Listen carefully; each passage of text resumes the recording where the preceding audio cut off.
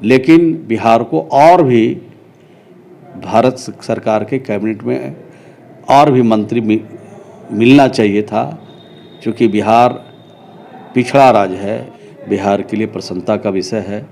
बिहार में इन तीनों नेताओं के मंत्री बनने से यहाँ के विकास में, तरक्की में, यहाँ के काम में गति आएगी। देखिए, उम्मीद तो बहुत बड़ी है, और ख़ास करके उद्योग के क्षेत्र में। दोस्तों, सब्सक्राइब करें और इस बेल आइकन को दबाएं और पाएं वीडियो सबसे पहले। नमस्कार, मैं हूं राजीव रंजन और आप देख रहे हैं जनादेश न्यूज। 7 जुलाई 2021 मोदी कैबिनेट का दूसरा टीम का गठन कर दिया गया, जिसमें बिहार से 3 नेताओं को मोदी मंत्रिमंडल में जगह मिली। दरअसल हम आपको बताते चले कि बिहार से जनता दल यूनाइटेड के एक नेता रामचंद्र प्रसाद सिंह, लोजपा से पशुपति पारस और आरा से सांसद राजकुमार सिंह को मोदी कैबिनेट में मंत्री बनाया गया है। तो इस वक्त हमारे साथ मौजूद हैं बिहार सरकार के ग्रामीण विकास मंत्री श्रवण कुमार, और इनसे हम सबसे पहले तो उन्हें किस रूप में बधाई देंगे। सबसे पहले जो नए मंत्री बने हैं उन्हें किस रूप में आप बधाई देंगे सर? भारत सरकार के कैबिनेट विस्तार में देश के प्रधानमंत्री जी ने बिहार के 3 दलों के नेताओं को एक जगह दी है। ये हम लोगों के लिए प्रसन्नता का विषय है, खुशी का विषय है कि बिहार से 3 कैबिनेट मंत्री बनाए गए हैं।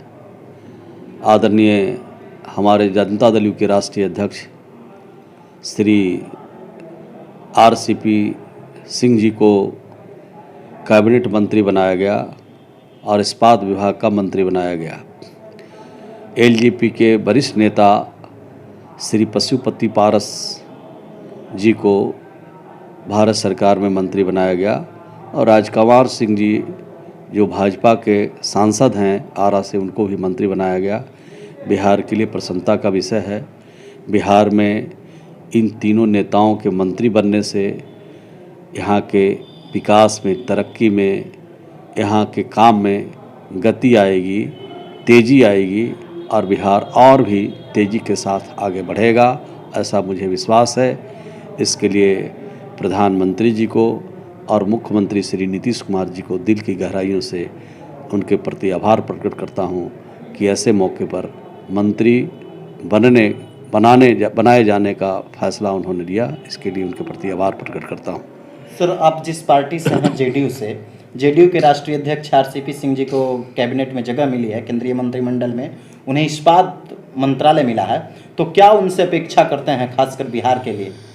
देखिए, उम्मीद तो बहुत बड़ी है, और ख़ास करके उद्योग के क्षेत्र में, कारखाना के क्षेत्र में, लोगों की रोज़गार के क्षेत्र में बड़ी उम्मीद है।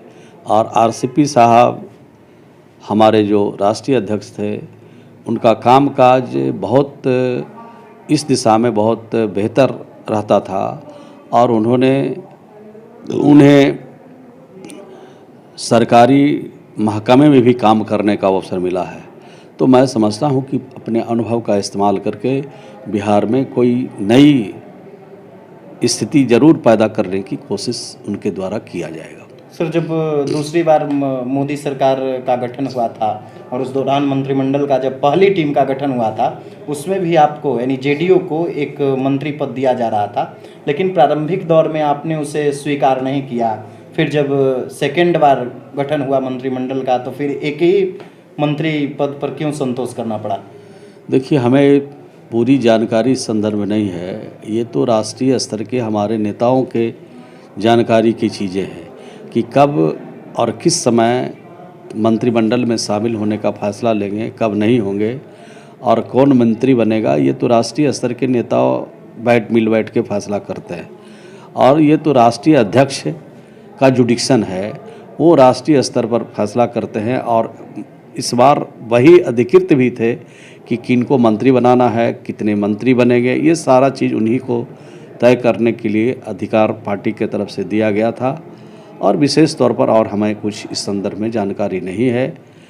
लेकिन बिहार को और भी भारत सरकार के कैबिनेट में और भी मंत्री मिलना चाहिए था, क्योंकि बिहार पिछड़ा राज्य है, बिहार में काफ़ी पिछड़ापन है। इसके लिए और भी मंत्री अगर होते तो अन्य विभागों के द्वारा भी यहाँ के विकास के काम को और गति देने का काम होता। ललन सिंह के नाम की भी चर्चा थी, कहा जा रहा था कि ललन सिंह भी नीतीश कुमार के काफ़ी करीबी हैं और उन्हें भी मोदी कैबिनेट में जगह मिल सकती है, लेकिन उन्हें भी नहीं मिला। तो कहीं ना कहीं इसका साइड इफेक्ट भी देखने को मिलेगा क्या? नहीं, नीतीश कुमार जी के साथ जितने भी लोग काम करते हैं सब लोग करीबी हैं, चाहे ललन बाबू हों, चाहे अन्य दूसरे सांसद हों, विधायक हों, मंत्री हों, सब लोग उनके करीब हो जाते हैं। इसलिए करीब हो जाते हैं कि नीतीश कुमार का जो काम करने का तरीका है उसमें अपनापन है, उसमें प्रेम है, उसमें प्यार है, और प्यार और प्रेम की वजह से अपनापन झलकता है।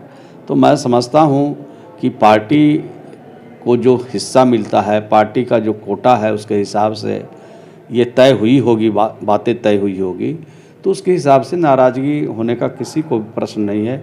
जब मौका आता है तो हर लोगों को इस अवसर का लाभ मिल सकता है। तो ये थे हमारे साथ बिहार सरकार के ग्रामीण विकास मंत्री और जेडीयू के कद्दावर नेता श्रवण कुमार। इन्होंने स्पष्ट रूप से कह दिया कि पार्टी में किसी प्रकार की कोई नाराजगी नहीं है और पार्टी के राष्ट्रीय अध्यक्ष का ही जुरिडिक्शन है कि आखिर किस प्रकार से पार्टी स्तर पर डीलिंग हुई थी। इतना ही नहीं, तीनों मंत्री बनने के बाद इन्हें काफ़ी अपेक्षा है कि बिहार में लगातार विकास होगा। दोस्तों, लगातार हम आप तक अपडेट्स पहुंचा रहे हैं। अगर अभी तक आपने हमारे YouTube चैनल को सब्सक्राइब नहीं किया है तो जल्द से सब्सक्राइब कर लीजिए और पाइए बिहार की तमाम छोटी बड़ी खबरें। अगर वीडियो अच्छा लगता है तो दोस्तों के साथ शेयर कीजिए, कमेंट्स कीजिए और लाइक कीजिए। अगर वीडियो फेसबुक पेज के माध्यम से देख रहे हैं तो पेज को भी फॉलो कीजिए। धन्यवाद। दोस्तों, सब्सक्राइब करें और इस बेल आइकन को दबाएं और पाएं वीडियो सबसे पहले।